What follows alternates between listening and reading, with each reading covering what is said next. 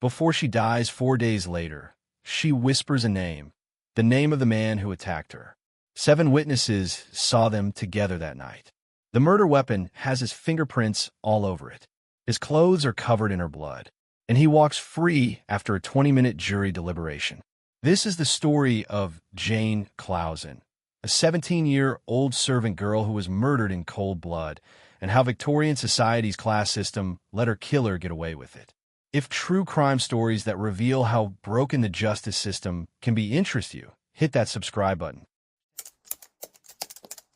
Jane Maria Clouson was born in April 1854 in Deptford, South London. Her family lived in grinding poverty. Her father worked as a laborer, and they had almost nothing. Jane's childhood was marked by tragedy. When she was 9, her older sister, Sarah, died of tuberculosis. Then her baby brother, Charles, died. When Jane was just 13 years old, her mother passed away, leaving the girl to face the world with almost no protection. At 13, Jane found herself essentially alone except for her father and some extended family. And like thousands of other working-class girls of Victorian England, she had one option: domestic service. At 14 years old, Jane secured a position as a maid-of-all-work with a family named Pook in Greenwich, London. The title maid-of-all-work tells the whole story. This wasn't service in a wealthy household with specialized duties and other staff for support. Jane was the only servant in the house. She did everything: cooking, cleaning, laundry, carrying water, emptying chamber pots, tending fires, shopping for food. From dawn until late at night, she worked. Her accommodation reflected her lowly status. She didn't even have her own room. She shared a bedroom, possibly even a bed, with a cousin of the family. There was no privacy, no personal space. She lived among the family, but remained completely separate from them, there only to serve. The family she worked for, the Pooks, presented themselves as respectable. Ebenezer Pook was a printer and stationer, a middle-class tradesman who did business with the Times newspaper. He was a Freemason. He attended church regularly. To the outside world, the Pooks were a proper, upstanding family. And it was in this household that Jane met Edmund Pook. Edmund Walter Pook was 3 years older than Jane, born in 1851. By 1871, he was 20 years old, living at home with his parents and working in his father's printing business. He harbored aspirations of becoming a music hall entertainer, though how serious those dreams were remains unclear. He also suffered from epileptic seizures, which made his family protective of him. Edmund came from what Victorians called a respectable family. Not wealthy, but respectable. His father had connections. They had social standing in Greenwich. Jane, by contrast, was a servant. She slept in a shared room. She had no money, no family protection, no social standing whatsoever. When a relationship developed between Edmund and Jane, and evidence suggests it clearly did, it was never going to be an equal one. Edmund would later claim he barely knew Jane. He described her as a dirty and disagreeable girl that he barely noticed while she worked in his house for 2 years. But Jane told a different story to her friends and family. Jane confided in people that she and Edmund were in a relationship. She said he promised to marry her. She wrote him letters. She believed, whether naively or because he'd actually made such promises, that he was going to make her his wife. Then, in early 1871, Jane discovered she was pregnant. She believed Edmund was the father. In early April 1871, Jane was dismissed from her position at the Pook household. The family's official explanation was that Jane had become careless in her work, that she wasn't keeping herself clean, and that they'd warned her multiple times before letting her go. But the timing was suspicious. Jane was 17, pregnant, and suddenly unemployed. The truth likely was that the family had discovered her condition and wanted her gone before scandal attached itself to their name. A pregnant, unmarried servant living under one's roof would destroy a family's reputation in Victorian England. Jane found herself cast out, 17 years old, pregnant, with no job, no income, and no prospects. She went to live with her aunt, Elizabeth Trott, who rented a room at 12, Ashburnham Road in Greenwich. The landlady, there was a woman named Fanny Hamilton. During this time, Jane apparently wrote to Edmund. She told him about the pregnancy. According to her aunt and cousin, she believed Edmund was going to marry her. She said he promised to take her away and make things right. Whether Edmund actually made those promises, or whether Jane desperately hoped for something that was never going to happen, no one can say for certain. But on the evening of April 25th, 1871, Jane told her landlady that she was going out to meet Edmund Pook at the top of Crooms Hill near Greenwich Park. She dressed carefully for the meeting. She wore her brown dress, black jacket, and a black hat decorated with pink roses. She carried a small purse containing 11 shillings and 4 pence, her entire savings. She walked out the door in the early evening. She would never return alive. The attack. What happened that night can be pieced together from the evidence that followed. Jane met someone, presumably Edmund, and they walked together toward Eltham, a semi-rural area on the outskirts of London. Kidbrooke Lane was a dark, isolated country road bordered by fields and hedgerows. At night, it would have been pitch black. At some point during that walk, someone attacked Jane with brutal, savage violence. The weapon was a plasterer's hammer, a heavy tool with an iron head. The attacker struck her in the head repeatedly with tremendous force. The attack was so vicious that her skull fractured in multiple places. Brain matter was literally protruding from the wounds. She was left for dead in the mud. But Jane didn't die immediately, and that detail would prove crucial. Police Constable Donald Gunn was conducting his regular patrol through Eltham that night. He walked through Kidbrooke Lane around 10 o'clock and saw nothing unusual. But when he returned around 4 in the morning, just before sunrise, he found her.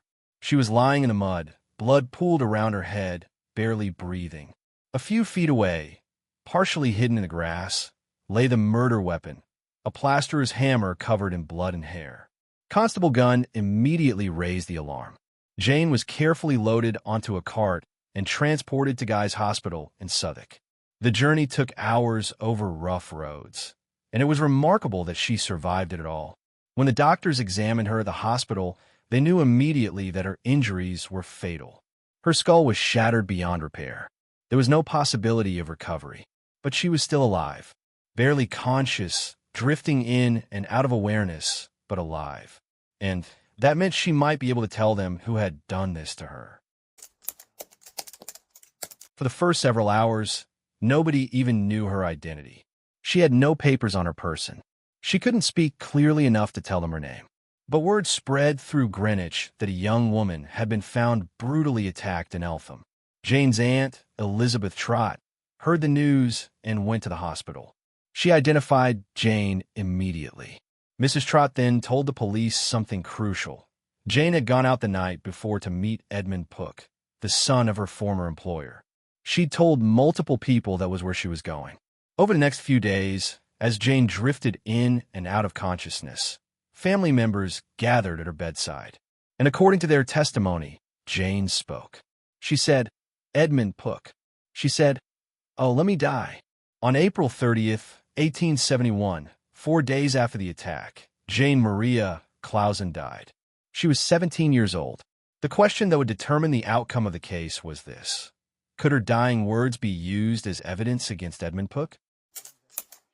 Detective Inspector John Mulvaney and his team moved quickly.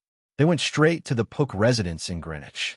When they questioned Edmund, he appeared calm, perhaps too calm.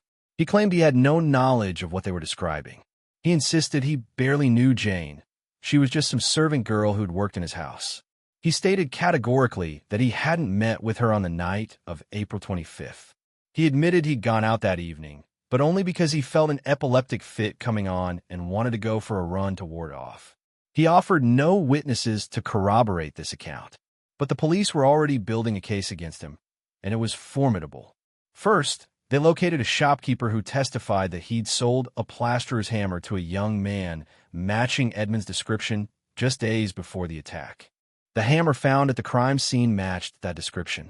Second, they had 7 witnesses who stated they'd seen Jane and Edmund walking together on Kidbrooke Lane that evening. 7 separate people. Third, when police examined Edmund's clothing, they found his trousers were covered in mud and what appeared to be blood. They also discovered an old shirt with bloodstains on the right wristband.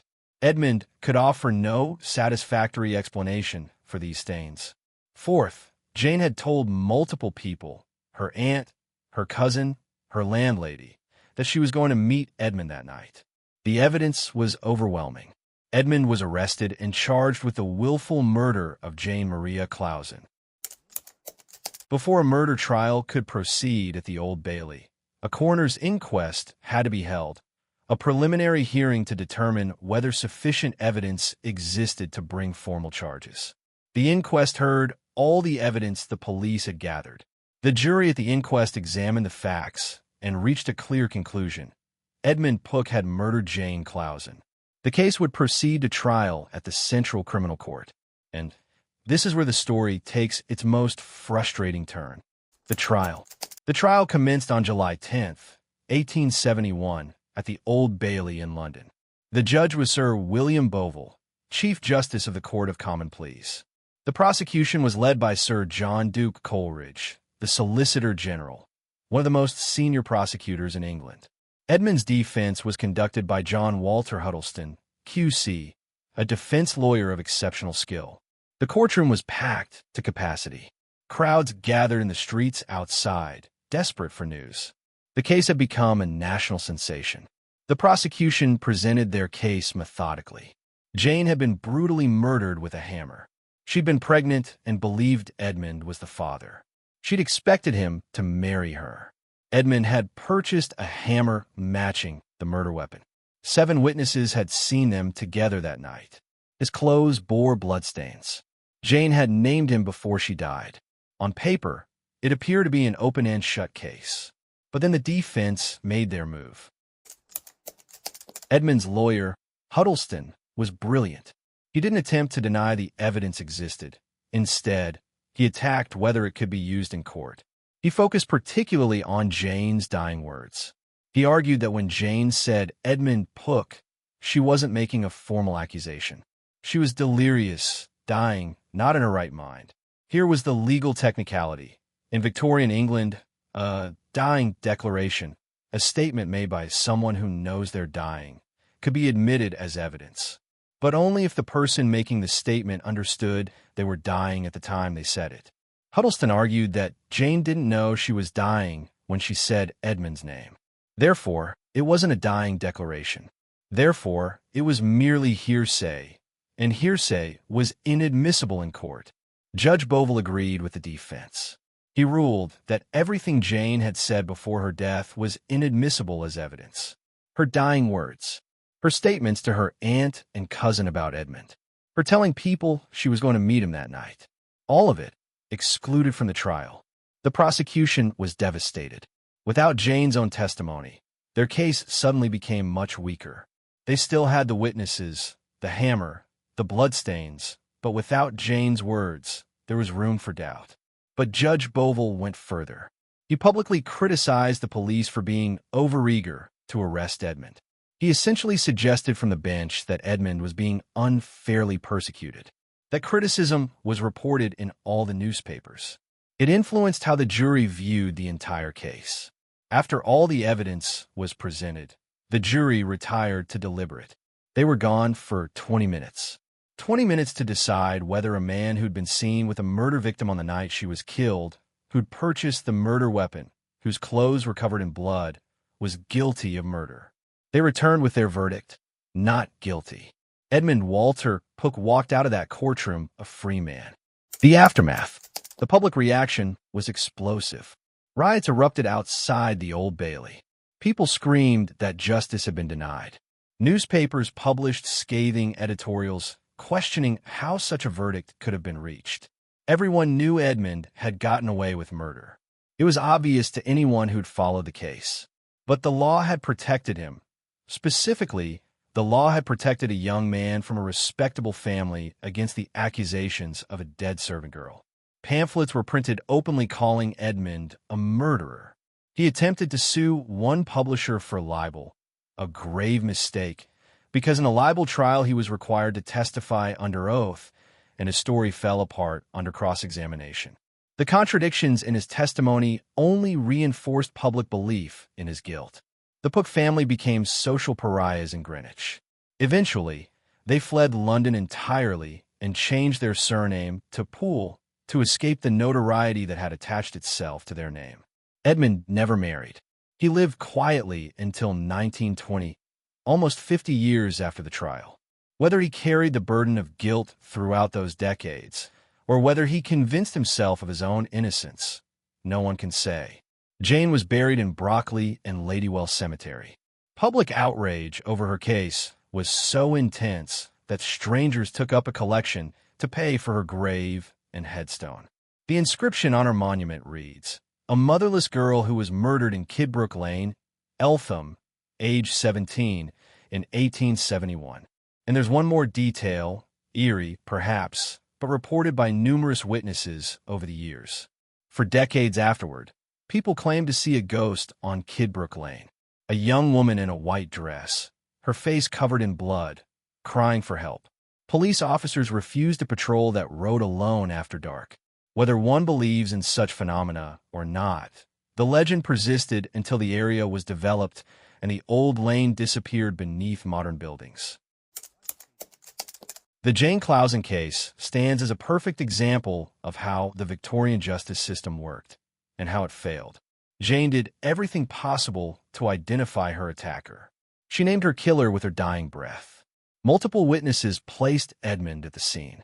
The physical evidence was overwhelming. But Jane was a servant. She was poor. She was pregnant and unmarried. She had no power and no protectors. Edmund came from a respectable family. His father had connections. They could afford skilled lawyers. And when the moment of judgment arrived, the legal system protected Edmund and silenced Jane twice. Once with a hammer that shattered her skull, and once by ruling that her dying words didn't count as evidence. The judge in this case essentially directed the jury toward acquittal. His public criticism of the police, his ruling on the admissibility of evidence, his entire handling of the trial, all of it pointed in one direction. Edmund Pook was going to walk free. The most frustrating aspect is that the law was technically followed. The judge wasn't legally wrong about the hearsay rule. But justice and law aren't always the same thing. Jane's case eventually contributed to the creation of the Court of Criminal Appeal in 1907, a system where wrongful convictions and questionable verdicts could be challenged. Many legal scholars believe that if such a court had existed in 1871, Edmund's acquittal would have been overturned and a new trial ordered. But that court didn't exist in 1871, and Jane never received justice. Jane Maria Clouson was 17 years old. She was motherless. She was poor.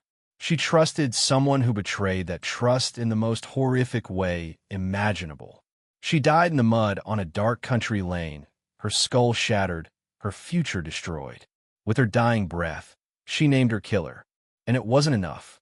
Because in Victorian England, as in many times and places throughout history, justice wasn't blind. It could see perfectly well who had money, who had power, and who had neither. Edmund Pook lived another 50 years after Jane's death. He grew old. He died peacefully. Jane got a grave paid for by strangers and became a ghost story. What do you think? Was Edmund Pook guilty? Should dying declarations be admissible in court? How would this case play out today? Share your thoughts in the comments below. If this story provoked a reaction, good. These cases deserve to be remembered.